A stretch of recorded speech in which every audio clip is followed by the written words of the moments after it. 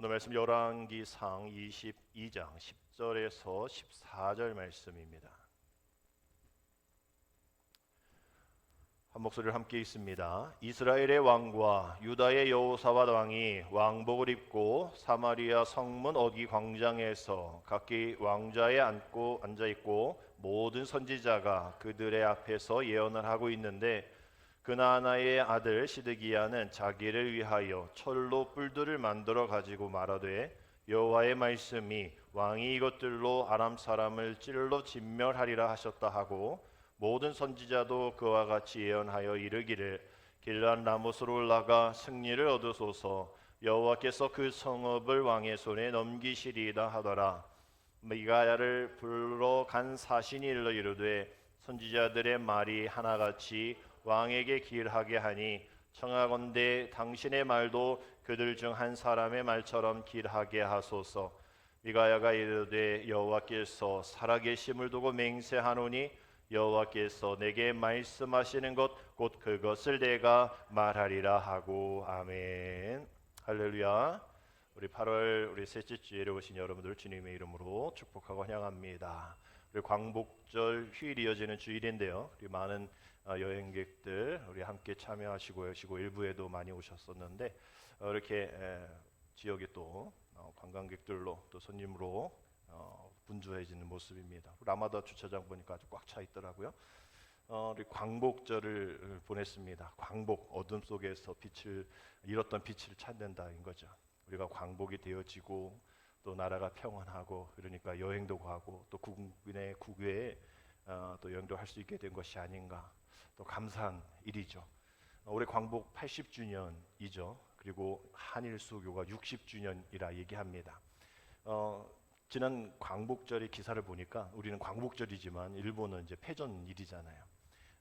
광복절 우리는 광복절 그들은 이제 패전일에 이시바 총리가 공식 추도사에서 13년 만에 반성이라는 단어를 썼다라고 기사가 나와 있더라고요. 그래서 조금 정신 차리나 보다 했더니 자세히 살펴보면 누구에게 반성하느냐의 대상이 우리나라는 아닌 것 같더라고요. 또 그 일본 피해자도 아니고 자기 나라의 이 전쟁으로 인해서 자기 나라의 피해를 본 그분들에게 반성한다. 뭐 이런 의미가 있더라고요. 조금의 기대를 가졌었는데 그 대상마저 우리가 아니었던 거죠. 거기에 뭐 침략이라는 거, 또 뭐 가해라는 단어가 빠져 있었고 또 이후에 또 A급 전범들이 합사된 야스쿠니 신사에 가진 않았지만 곡물 복납하는 일들도 했단 말이죠. 반성이 진짜 우리를 향한 반성이 아니었던 겁니다. 그렇게 아쉬워하는 찰나에 그래도 한 줄기의 빛이 있는 하나의 기사를 보게 되었습니다. 우리 뭐 장로교, 감리교 이렇게 교단이 있듯이 이제 성공회가 있거든요. 일본 성공회에서 이러한 이 선언문을 발표했던 거죠. 그 광복절을 맞이해서 그 내용은 뭐냐 하면 과거 한반도에 뭐 일본 말이겠죠. 해석을 해드리면 과거 한반도에 가한 식민지 지배의 죄를 깊이 회개한다. 우리의 조상들이 한반도 형제자매들에게 씌운 상처와 아픔 그리고 그로 인한 남북 분단을 잊지 않으며 주님의 용서하심 안에서 진정한 화해를 구한다. 한국의 광복과 일본의 패전 80주년을 맞아 하나님께서 인류에게 주신 화해와 평화의 소명을 되새긴다. 이렇게 일본 성공회에서 한국 성공회와 함께 선언문을 만들고 또 이 일들을 통해서 사죄하고 또 잘못됐다라고 정부의 공식적인 사죄는 아니지만 많은 교단의 하나인 성공회에서 이러한 사죄의 글을 올렸단 말이에요. 뭐 이게 하루아침에 된 것이 아니라 이미 한일 성공회는 41년 전부터 계속 이러한 작업을 해왔고 지난 뭐 4.3 사건, 제주 4.3 사건 안에서도 이 일들이 잘못되었다라는 그런 고통의 분담과 또 화해와 또 이런 사죄의 이야기들을 계속 해왔다는 거예요. 좀 앞서 말씀드린 정부는 그렇게 하진 않지만 그래도 일본 안에서 이렇게 움직임이 있는 것에 그래도 조그만 희망을 갖게 됩니다. 이렇게 누군가가 잘못을 하면 자존심 내세우지 말고 용서를 구하는 것이 인류이잖아요. 우리가 어렸을 때 부모님들이 어린 자녀들 놀이터에서 이렇게 아이들 놀게 하는데 아이들이 뭐 이렇게 하다가 흙을 또 이렇게 하다가 아이 눈에 들어가면 막 싸우기도 하고 그런단 말이에요. 그럼 애들이 막 싸울 때 부모가 중재를 하잖아요. 너 왜 그러냐? 아, 얘가 이렇게 했다고. 또 그러면 안 되지. 야, 미안하다고 해. 그럼 또 애들이 또 미안하다고 하고 언제 그랬냐는 듯이 또 깔깔깔대고 또 이게 논단 말이에요. 아이들한테는 우리가 이렇게 잘잘못을 잘 구별하고 뭐 미안하다 얘기하게 하고 잘못을 잘못으로 인정하게 하는데 정작 우리 어른들은 의도된 잘못에 대해 명백한 결과가 있음에도 불구하고 잘못을 잘못으로 이야기하지 않는 것이 우리 어른이란 말이야. 자녀들은 그렇게 가르쳤으면서도 우리는 그러지 않는다는 거죠. 우리 지난주에 뭐 저 정치적인 얘기 잘 안 하지만 지난주에 우리 두 가지의 부끄러운 어른들의 모습들이 나왔었죠. 우리 자녀들에게 뭐라고 이것을 설명할까 참 어려운 그런 두 가지의 사연이 있었습니다. 8.15 광복을 통해서 국민 통합 이후로 유죄를 받아서 형집행 중인 분들을 생활형이야 이해하지만 어떤 정치적인 그런 일들 반형기로 채우지 않는 또 광복절 특수한데 광복 일본에 대해서 아직 잘못을 인정하지 않는 그런 분들이 특별 사면이 되었단 말이에요. 어떤 변호사는 얘기합니다. 내 죄를 사하노라. 이 이야기가 있을 때는 적어도 죄를 인정한 자가 그런 대상을 해야 한다라고 얘기를 하는 거예요. 자신의 범행을 인정한 사람, 반성하고 있는 사람, 이 사람도 있는데 여전히 반성하지 않고 인정하지 않는 사람들을 사면하는 것은 차별이다, 평등권에 위배된다, 침해된다라고 얘기하는 거예요. 분명히 억울함이 있죠. 그러면 분명 재심으로 가야 되는 게 맞는데 대통령이라는 특별 사명 1인에게 그 일들이 다 이루어지는 것은 좀 부당하고 그 한 사람의 특별 사명권보다 모든 이들에게 평등한 그런 권리가 더 중요하다. 대통령에게는 특별 사명권이 아닌 특별 재심권을 줘야 한다. 자기가 봤을 때 이건 재심해야 된다라고 얘기하는 것을 대통령이 그렇게 해야 되는 게 더 낫지 이건 평등권에 위배되어지는 법치주의에 대한 부정이다라고 얘기를 하더라고요. 뭐 이런저런 얘기가 다 있겠죠. 근데 또 다른 사건은 다른 진영인데 지난 영부인이 국가 지도자의 권력을 이용해서 이득을 취했다는 명분으로 구속이 되었잖아요. 대통령도 전직 대통령도 구속되어 있고 부인도 구속이 되어 있는 이 상황. 이거 헌정 사상 초유의 일이고 세계적으로도 이거 정말 창피한 일이 아닙니까? 근데 다른 일이 아니라 뭐 목걸이 관련된 일이죠. 그 거짓말을 했다고 해서 영장이 발부된 걸로 알고 있는데 장신구가 필요 없는 분 아닙니까? 그런 위치에 있는 분인데 그 장신구 때문에 또 이러한 국가적인 또 국내적인 부끄러움과 민망함 또 창피한 일들을 이뤄냈단 말이에요. 성경에 이런 이야기가 있잖아요. 출애굽기 33장 6절에 이스라엘 자손이 호렙산에서부터 그들의 장신구를 떼어내니라 라는 말씀이 나옵니다. 이 출애굽했는데도 불구하고 여전히 주렁주렁 정말 하나님의 사명을 감당해야 될 이스라엘 백성들이 여전히 자신의 몸가짐 하나님 앞에 더 나아가고 더 주님 앞에 겸손해야 되는데 그 출애굽할 때 가져 나온 장신구를 몸에 주렁주렁하면서 그거 자랑하고 있는 거예요. 그러니까 하나님 모세를 통해서 니네 장신구 떼지 않으면 나 어떻게 될지 몰라. 니네 어떻게 할지 몰라. 니네 목이 곧아서 이게 장신구에 있으면 이제 보여줘야 되잖아요. 우리 반지 게임 막 이렇게 하듯이 목이 곧아가지고 안 되겠어 이스라엘 백성들. 모세 가서 얘기해 장신구 떼라 하고. 근데 또 이스라엘 백성들이 또 말 잘 들었어요. 그래서 오늘 이 말씀 이스라엘 자손이 호렙산에서부터 그들의 장신구를 떼어내니라. 이 말씀이 생각이 난 거죠. 정말 이 사건을 통해서 우리 자녀들에게 우리는 그러지 말라고 한 어른들이 정작 이런 일들을 행하니 거짓말을 또 시시비비 또 인정하지 않음 이런 것이 뭐 여야와 보수와 진보를 막론하고 우리 자녀들에게 제대로 된 이야기를 할 수가 없는 그런 어른들의 부끄러운 모습이 있었습니다. 우리 부모들을 잘 기억하면 우리 자녀들을 양육했을 때에 혼내는 일이 있었겠죠. 근데 그 혼내는 일의 내용이 무엇입니까?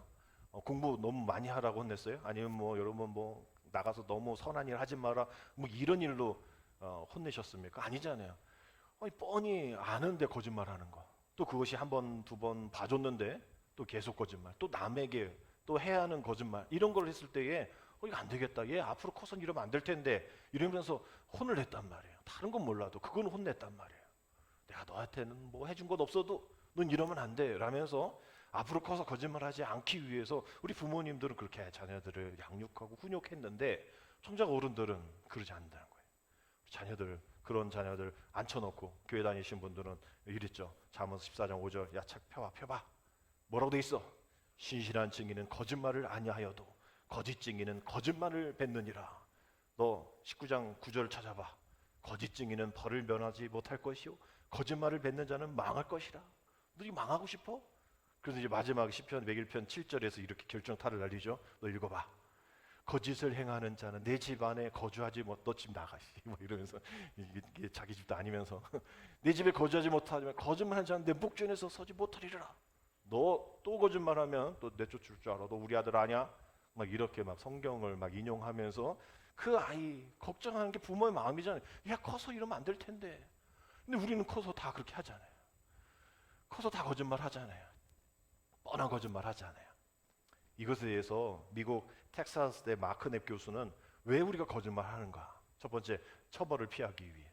그렇죠? 우리 정치인들 또 뭐 사건 나오면 보면 다 모른다 거짓말하고 또 그건 내가 안 했다 다 나중에는 그게 다 들통 나는데도 불구하고 처벌을 피하기 위해, 두 번째 피해를 당하지 않기 위해, 세 번째 스스로 보상을 얻기 위해, 네 번째 다른 사람 보호하거나 돕기 위해, 다른 이들로부터 칭찬받기 위해, 불편하고 당황스러운 사회적 상황을 벗어나기 위해, 사생활 유지하기 위해, 다른 사람들에게 영향력을 행사하기 위해, 사회적 기대를 충족하기 위해. 이 마지막이 웃긴 거예요. 뭐냐면 재미를 위해 거짓말을 한다는 거예요.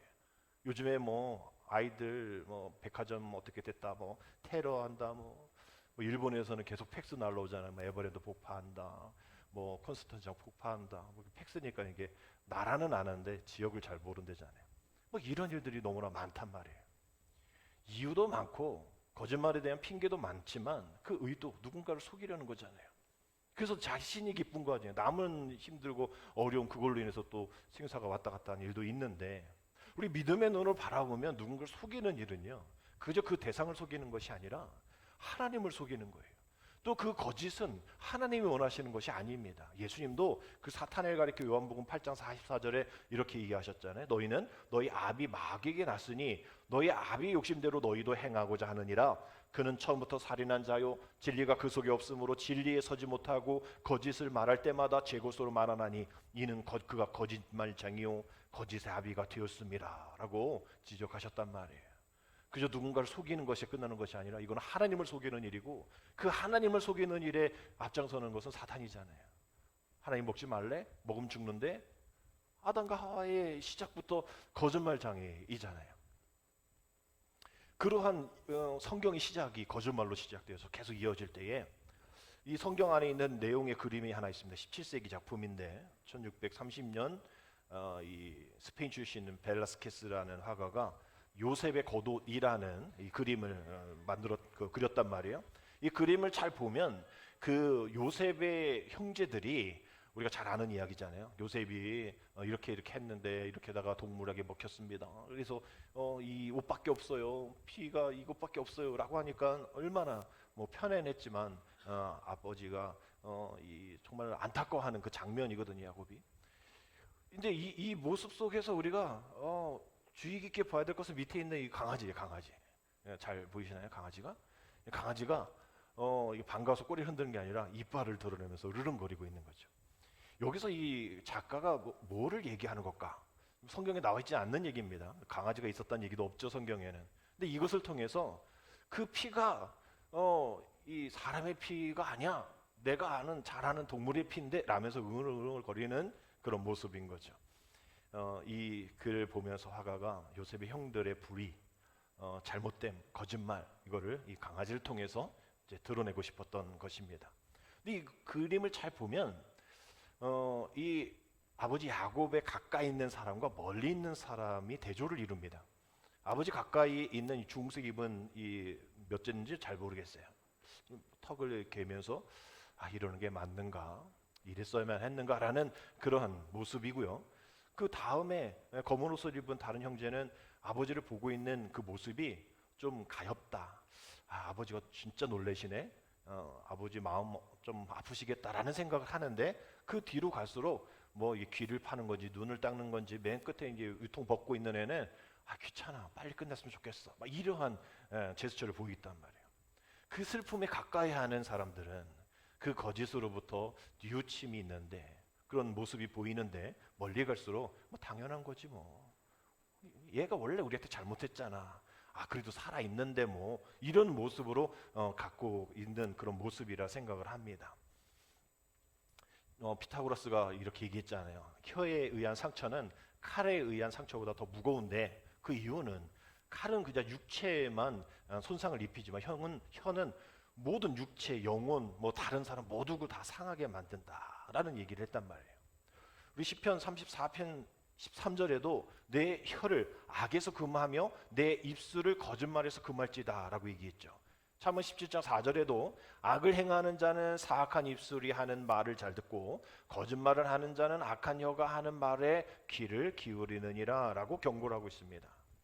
우리가 이 혀를 어떻게 잘 쓰느냐. 오늘 우리 함께 찬양했잖아요. 우리 입술로 주님을 찬양했잖아요. 그런데 우리 세상에서 그 입술로 남을 욕하기도 하고 없는 얘기하기도 하고 저주하고 욕하고 중상모략하는 일들이 동일하게 내가 하나님을 찬양하는 그 찬양, 그 찬양의 그 혀를 통해서 거짓말과 저주와 비방하는 일들이 쓰여진단 말이에요. 우리는 이사야 59장 13절 말씀같이 이런 기도 제목 기도해야 됩니다. 우리가 여호와를 배반하고 속였으며 우리 하나님을 따르는 데서 돌이켜 포악과 폐악을 말하며 거짓말을 마음에 잉태하여 나았으니 주여 용서하여 주옵소서. 잠언 30장 8절의 말씀과 같이 곧 헛된 것과 거짓말을 내게서 멀리하여 주옵소서. 멀리하여 주옵소서. 우리 이런 마음으로 또 1년에 두 사건을 통해서 우리는 자녀들에게 그렇게 하지 말라고 하면서 왜 나는, 왜 저 사람은, 왜 지난주에는 왜 이런 거짓말 속에 살았을까? 왜 나는 이렇게 되었을까? 오늘 우리가 함께하는 말씀을 통해서 정말 헛된 것과 거짓말을 멀리해야 하겠다라는 생각을 가지면서 함께 말씀을 나눠보도록 하겠습니다. 오늘 말씀의 배경은 솔로몬 이후에 분단되었던 여로보암과 르호보암에 의해서 분단되었던 남유다와 북이스라엘의 상황 속에서 이루어진 일입니다. 이 북이스라엘에서 가장 악한 왕 하나 꼽으라 하면 아합 왕이죠. 이세벨과 아합 왕입니다. 오늘 이 앞부분에 보면 아합 왕이 그 나봇의 그 포도원을 얻고 싶어서 근심하고 있으니까 아내가 왜 근심하냐? 나 저거 갖고 싶은데 제가 안 팔라고 해. 뭐 가문 대대로 내려온 거라고 그래. 뭘 왕이 그거 가지고 심각하게 하냐고. 내가 가지고 오겠다 하면서 이세벨이 왕의 이름으로 막 거짓말 편지를 써가서 뭐 너 나봇에게 뭐 하나의 왕 저주했냐 뭐 이러면 거짓 누명 씌우잖아요. 그래가지고 돌로 쳐서 죽이잖아요. 그리고 빼앗잖아요. 이것을 이제 하나님이 알고 엘리야에게 야 이거 아합 안 되겠어. 한 내가 칠 거야라고 얘기를 했더니 이게 또 아합 왕이 또 미안합니다 죄송합니다 했단 말이에요. 아니요 했으면 진짜 칠 텐데 그래도 뭐 용서를 구하고 금식하고 또 심판의 말씀을 들었단 말이에요. 아합 왕이. 그래서 하나님이 그 재앙을 그냥 네 아들 시대로 연기하겠다 이렇게 했단 말이에요. 그래서 그 심판의 메시지를 듣고 자중해야 하는데 오늘 앞에 말씀에 보면 3년 동안 전쟁이 없습니다. 하나님께서 이렇게 보호해 주셔서 3년 동안 전쟁이 없어서 그 안에 하나님의 은혜 안에 살고 회개하고 그동안 잘못된 것에 대해서 뭐 베풀어야 되는데 그것을 생각하지 않고 장신구를 생각하듯이 그 길란 나봇이라는 곳을 탐내기 시작합니다. 그곳이 이미 아람에게 넘겨진 그런 곳인데 원래 자기 땅인 것이요. 뭐 지금도 러시아 뭐 미국 이렇게 뭐 했는데 뭐 그 땅을 주네만에 막 이러면서 아무 일도 없이 그냥 헤어졌잖아요. 뭐 지금도 땅 따먹기 이거 뭐 내 땅이 원래 내 땅인데 이거 주면 뭐 휴전하겠어 막 이러면서 그 땅에 대한 이야기가 오늘 여기에서의 길라 나못이라는 땅이에요. 그 땅이 아주 요충지고 또 접경지이고 또 문화 뭐 경제 뭐 그 지역인 거예요. 그러니까 그거 갖고 싶은 거예요. 나봇의 포도원처럼. 하나님 그거 하지 말라고 했으면 그것도 바라보지 말아야 하는데 이 너무나 하나님 은혜를 기억하지 못하니까 또 뺏으려니 하니까 또 거짓말을 하려니까 이게 또 계속 마음이 요동이 있는 거예요. 그래서 이제 그 사돈지간인 남유다의 여호사밧 왕에게 야 이거 나 좀 가져갈 수 있게 좀 도와줘라고 얘기를 합니다. 그랬더니 그래도 남유다는 그래도 다윗 가문이잖아요. 그래서 여호사밧 왕이 그래도 조금 신실한, 뭐 다는 아니겠지만 뭐 산당도 다 패하지 않고 뭐 이랬지만 그래도 그나마 아람 왕보다는 아합 왕보다는 괜찮은 사람이라, 아니 이런 일이 있으면 하나님께 기도해봐야죠. 하나님께 물어요죠라고 얘기하니, 아 그래? 그러면 북이스라엘 선지자 400명에게 물어볼게라고 얘기를 한 거죠. 그 400명에게 물어봅니다. 이거 길리앗 나무 내가 가져가도 될지 하나님 그래 한번 기도해봐, 또 예언해봐. 그랬더니 400명이 일구동성으로 그거 하나님께서 당신에게 주셨습니다라고 얘기를 하는 거예요. 400명이. 뭐 지금이야 SNS 있겠지만 뭐 어떻게 다 짰는지, 하여튼 이거 뭐 괜히 이상한 얘기했다가는 죽음을 면하지 못하니까 다 죽은 걸 봤잖아요. 그냥 이상한 거짓말로 하나씩 다 죽이는 거 봤잖아요. 그러니까 왕이 의도를 알아차리고 또 거기에서 반하는 말 안 하고, 이 하나님 말씀을 전한다는 이 선지자들이 왕에게 비유를 맞추면서 그거 왕에게 주셨답니다 막 거짓말로 예언을 한단 말이에요. 여호사밧 왕이 밑에 있는 남유다 왕이 아무리 사돈지간이지만 이건 좀 웃긴 거예요. 400명이 어떻게 뭐 한 명도 그걸 아니라고 얘기를 못하네. 그래가지고 북이스라엘 왕에게 얘네들 말고 다른 애는 없어요? 라고 물어보는 거죠. 그랬더니 한 명 있어. 이므라의 아들 미가야라는 애가 있는데 걔는 나한테 좋은 얘기 안 하거든. 나 걔 좀 싫어해. 안 불렀어. 뭐 얘기하는 거예요. 그러니까 이제 남유다 왕이 보니까 이제 걔가 또 정확하게 얘기할 것 같아요. 그래서 좀 데리고 오라라고 얘기를 합니다. 그래서 오늘 말씀이 이제 그 얘기를 들으려고 앉아 있는 거예요. 이스라엘 왕, 또 남유다 왕이 앉아서 그 예언을 들으려고 이렇게 앉아 있는데, 그 400명 가운데 시드기야라는 선지자 한 명 와가지고 막 쇠로 만든 뿔 뭐 이렇게 하면서 막 감각, 촉각, 시각 모든 걸 막 다 하면서 뭐 이걸 뭐 아람을 하나님께서 치게 해주실 겁니다. 막 이렇게 자신만만하게 얘기하니까 나머지 이제 399명이겠죠. 걔네들이 옳소 막 이러면서 막 전쟁의 출정식 같은 그러한 분위기를 연출합니다. 그래서 이제 아까 말한 그 미가야를 데리고 와야 되잖아요. 미가야를 이제 사신을 통해서 데리고 오라 했더니 사신 이제 분위기를 얘기해 주는 거예요. 미가야 선지자님 지금 분위기가 좀 이상합니다.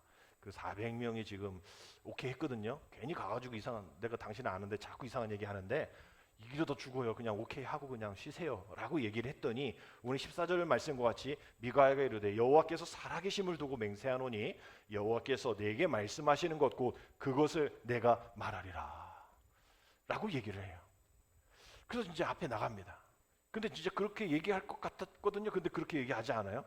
뭐 하나님께서 뭐 이스라엘 왕에게 길라나무 전투를 승리하게 하시고 뭐 성읍을 다 차지하게 이렇게 얘기를 하는 거예요.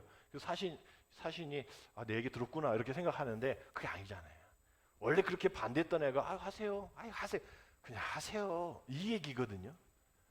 그냥 하고 싶은 대로 하세요. 뭐 내가 얘기한다고 뭐 할 거예요. 그냥 하세요. 다 하나님이 다 그렇게 할 겁니다라고 얘기를 하는 거죠. 그러니까 그 의심스러운 그런 분위기가 나오는 겁니다. 미가야 선지자는 이러다가 다 죽어요. 왜 우리 젊은 군사들을 죽이려 합니까? 하나님 말씀을 들으세요. 하나님 그거 원하시지 않잖아요. 그 이야기를 한 거죠. 그러니까 이렇게 했을 때에 이후에 오늘 본문 24절 이후에 말씀 보면 그 아까 뿔로 막 했던 그 시드기야가 나와가지고 미가에게 이런 말도 안 되는 짓을 행합니다. 뭐냐면 그나나의 아들 시드기야가 가까이 와서 미가에 뭘 치며? 뺨을 치며 이르되 여호와의 영이 나를 떠나 어디로 가서 내게 말씀하시더냐.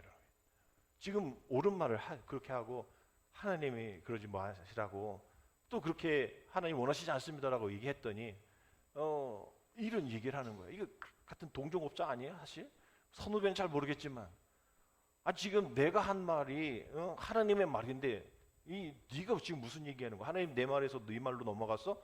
마치 자신의 예언이 옳고 자신만이 하나님의 영을 소유한 사람이라는 그런 뉘앙스로 교만한 말을 합니다. 그랬을 때 막 다 같이 멱살 잡고 같이 죽자 싸우자 하지 않아요? 시드기야에게 내가 골방에서 들어가서 숨는 그날에 보리라라고 이야기합니다. 결국 뭐 감옥에 가죠. 미가야가. 그래서 이제 전쟁을 가야 되는 거예요. 분위기는 가야 되는 거예요. 근데 꾀름직해. 어떡하지 이러다가 사돈 관계니까 남유다 왕한테 너 내 옷 입어. 이스라엘 왕후 옷을 입고 나는 사병의 옷을 입고 갈게 해서 전쟁에 나가는 거잖아요. 그래서 전쟁을 막 합니다. 이게 얼마나 더 많이 껴입겠어요. 더 입었겠죠. 그런데 그 옷깃 틈 사이로 날라오는 화살 하나 때문에 그 자리에 죽지는 않아요. 옷 맞고서 쓰러졌겠죠. 근데 지나가는 병사들이 그냥 병사 하나가 쓰러져서 죽었나 보다 하고 지나친 거예요. 그래서 한참이 되어서 그 출혈로 인해서 죽었단 말이에요. 만약에 그 옷이 이스라엘 왕의 옷이었다면 사병들이 우리 왕이 이렇게 맞았어요, 빨리빨리 응급처치 막 이랬을 텐데 그냥 많이 죽은 그런 사병 중에 하나라 생각해서 그냥 지나갔단 말이야. 그래서 이거 뭐 나중에 격렬한 뭐 전투가 있었지만 해질녘 때쯤 그때에 이스라엘 왕이 죽었다는 소식이 퍼집니다. 군사들이 동요하고 안 되겠다, 도망가자. 그래서 다 뿔뿔이 흩어졌단 말이에요.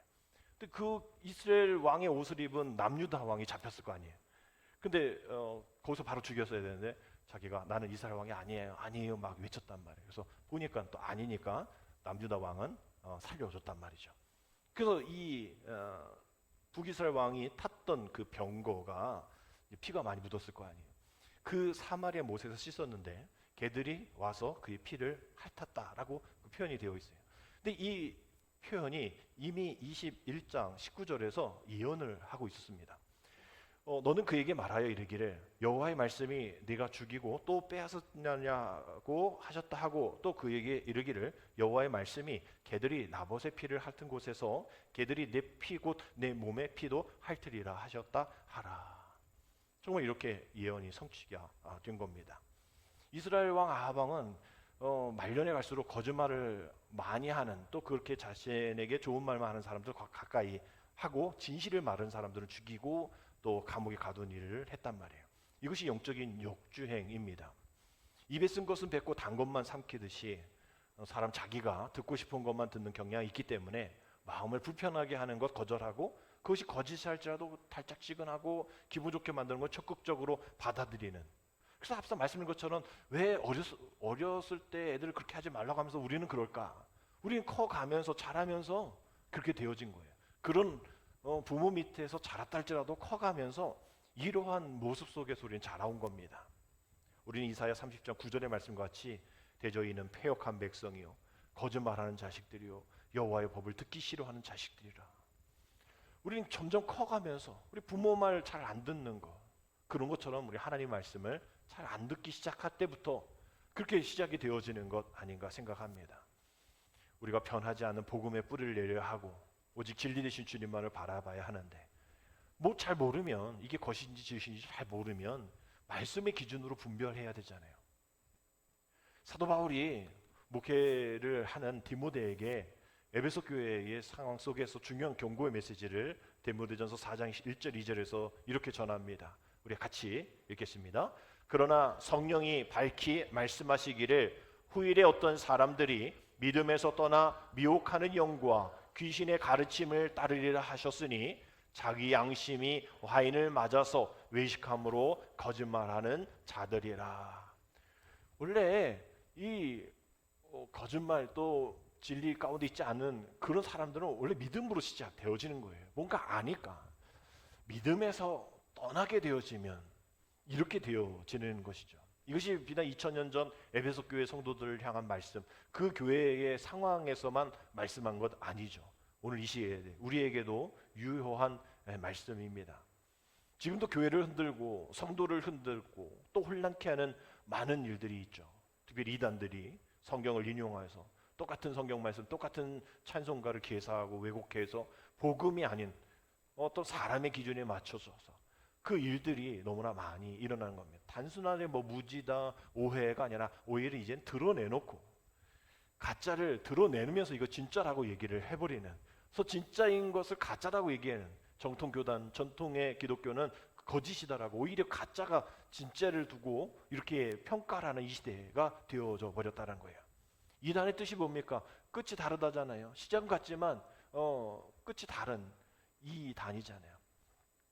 달을 자 끝단자 쓰면서 우리가 처음으로 봤을 때는 뭐 맞는 것 같은데 자세히 살펴보면 아닌 거예요. 정품인 줄 알았더니 자세히 살펴보니 무정품인 거죠. 겉모습만 보니 이게 정품 같았지만 정말 사용해보고 또 검증해보니까 짝퉁인 거예요. 이단은 결국은 그런 거짓 진리, 유사 진리를 통해서 거짓을 가르치는 겁니다. 그래서 사이비 교주 왕국을 건설하는 것이죠. 도스토옙스키의 그 작품 중에 악력이라는 그런 작품의 대목에 하나 이런 게 있어요. 인간이란 늘 남에게 속아 넘어가기보다 자기 자신에게 거짓말시키고 싶어하는 존재입니다. 그리고 물론 남의 거짓말보다는 자기 거짓말에 더욱 잘 넘어가지요. 우리가 보면 누군가에 의해서 내가 거짓말 아니에요. 다 자기 자신이에요. 자기가 자신을 제대로 들은 것도 제대로 못 들었다 얘기하고 자기가 알면서도 그것이 아닌 그런 방향으로 나가는, 결국은 뭐 이단에 넘어가고 또 진리 가운데 서지 못하는 것 보면 남들이 아니라 거의 다 자기 자신 안에서 이루어지는 그런 일들인 거예요. 악령이라는 그 작품 속에 이런 대목이 있다라는 것, 그건 내 안에 있는 내 주인이 주님이 아니셨다라는 것을 얘기하는 것이죠. 요즘 시대를 거짓이 자연스럽고 오히려 정직이 어색해진 이상한 시대다라고 얘기를 합니다. 오늘 하나님은 이 미가와 같은 정직한 자를 찾으시고 지금도 정직한 영을 새롭게 하십니다. 하나님은 내가 먼저 그 일들 가운데에 앞장서기를 원하시는 것이죠. 정직 인정받는 그러한 사회, 또 그런 사람, 또 교회가 되어질 수 있도록 우리는 날마다 기도해야 합니다. 우리가 소위의 요한계시록의 말씀을 살펴봤었는데 그 절정의 부분들이 그 신천지에 대한 이야기죠. 신천지가 새 하늘과 새 땅이잖아요. 얘네들이 이상하게 그걸 떠서 하지만 새 하늘과 새 땅, 또 새 예루살렘의 환상이 요한계시록의 어떤 절정인데, 다시는 죽음이 없고 다시는 울부짖음과 고통이 없고 수정과 같은 맑은 또 빛나는 생명수의 강이 흐르는 곳, 정말 그곳에 있으면 너무나 행복한 곳. 근데 그곳에 들어갈 수 없는 그런 사람들이 있어라면서 얘기하는 것이 요한계시록 22장 15절에 있는 말씀입니다. 개들과 말술쟁이들과 음행하는 자들과 살인자들과 우상숭배자들과 거짓을 사랑하고 행하는 자는 다 바깥에 남아있게 될 것이다 라는 거예요. 오늘 이 비성경적인 어떤 성공, 축복, 또 사람을 좋아하게 만드는 긍정의 메시지 정말 홍수처럼 넘쳐날 겁니다. 우리가 그것에 대해서 말씀으로 또 기도로 분별하지 않는다면 우리는 그렇게 내 자신이 인정하는 거야. 괜찮아. 또 그럴만해. 또 이거 맞아. 내가 알아. 하면서 그 미혹에 끌려갈 수밖에 없겠죠. 그러나 우리는 이것에 대해서도 우리는 내가 잘못하고 있음을 인정해야 합니다. 독일 신약도 틸리케죠. 이렇게 얘기했습니다. 인간을 가장 위대하게 만드는 용기는 자기 잘못을 인정하고 고백할 줄 아는 용기다. 앞서 말씀드린 것처럼 정치인들 많은 그런 사건 속에 있는 사람들이 스포트라이트 받을 때 내가 잘못했습니다. 또 내가 이것은 책임지겠습니다 하는 사람 하나도 없어요. 내가 안 했어요. 난 몰라요. 뭐 조사 잘 받겠습니다. 대부분 그 사람들도 국회의원들이 또 교회 다니는 사람들입니다. 교회 다니는 대통령도 있었잖아요. 자기 잘못을 인정하고 고백하고 잘못한 것에 대해서 받아야죠. 집행은 받아야죠. 그거에 대해서 책임을 져야죠. 교회 다니는 사람이라 좀 다르구나. 인정하네. 그 사람 잘못했는데 다 형이 채우고 나왔으니 그래도 또 새로운 길을 갈 수 있도록 우리가 또 격려해 줘야지. 잘못한 거 잘못한 거고 또 용서해 줄 것은 용서해야지. 이런 분위기가 돼야 되는데 그냥 다 앞서 말씀을 거짓말한 이유, 내 잘못을 변명하기 위해서 이런 자기 욕망대로 충동적으로 이런 삶을 살아가는 우리들의 모습이 여전하단 말이에요. 오늘 우리가 여호사밧 같이 또 미가야와 같이 어떤 상황에서도 하나님 말씀을 통해서 해야 할 말하고 또 하나님의 뜻이 어디 있는지를 알고자 애쓰는 우리가 되어질 때에 이런 정직이 오히려 이상해져 버린, 정직하게 행하면 손해본다는 이 세상 속에서 하나님의 말씀으로 진리로 또 세상의 거짓 충고와 또 거짓된 여론과 대세를 따르기보다 하나님의 말씀으로 따라가는 믿음의 사람들이 더 앞장서고 더 온전하게 구원이 서 있을 때, 또 그런 사람들이 이 나라를 지켜나갈 때에, 또 그러한 이들이 교회 안에 목회자로 성도로서 올바른 말과 또 정직한 말로 세상 속에서 세상의 축복의 통로가 되어질 때에 그 한 줄기 빛, 아까 일본 성공회가 한 것처럼 그 한 줄기 빛을 통해서 이제 언젠가 일본이 정부 공식 발표로 사죄, 반석 이러한 것들을 이야기할 수 있는 날이 오겠죠. 우리가 그 날을 기대하듯이 우리 그 한 빛이 우리 충만한 교회, 여러분 섬기는 교회 그곳에서 비춰나가서 세상의 빛과 소금이 되어서 오늘 우리가 함께 찬양했던 그 찬양의 가사들처럼 주님이 원하시는, 또 주님이 인정하시는, 또 주님과 함께하는, 그래서 주가 주 되심을 우리가 선포할 수 있는, 그래서 우리가 주님의 그 은혜를 기억하면서 정말 주님의 나라, 주님의 영광, 그 은혜의 일들이 우리로부터, 우리가 딛는 한 발자국 그것으로부터 시작되어질 수 있도록 우리가 함께 기도하며 승리하며 나가는 저와 여러분 되시기를 주님의 이름으로 축복합니다. 기도드립니다. 전능하신 아버지 하나님, 우리 영적인 삶 속에서 오늘도 우리의 모든 것을 주관하시는 하나님을 우리가 바라보며 또 의지하며 믿음으로 나아갈 때에 오늘도 거짓의 다수결에 의해서 진리가 판단되어지는 일이 너무나 많이 있음을 안타까이 여기며 주님 앞에 나아갑니다. 오직 하나님에게 나오는 그 진리, 또 그 진리로 인하여서 오직 우리 용기 내어 이 거짓된 세상에서 진실의 빛으로 거짓의 어둠을 몰아낼 수 있는 우리 되어질 수 있도록 우리도 진실을 말하며 또 주님 앞에 정직하게 나아갈 수 있는 믿음의 사람 다 되어질 수 있도록 하나님 인도하여 주옵소서. 그리하여 이 모든 세상 속에 우리 믿음의 사람들 따라 진리가 인정받으며 진리를 따라가는 그러한 시대 되어질 수 있도록 하나님 인도하여 주옵소서. 예수님의 이름으로 감사하며 기도드립니다. 아멘.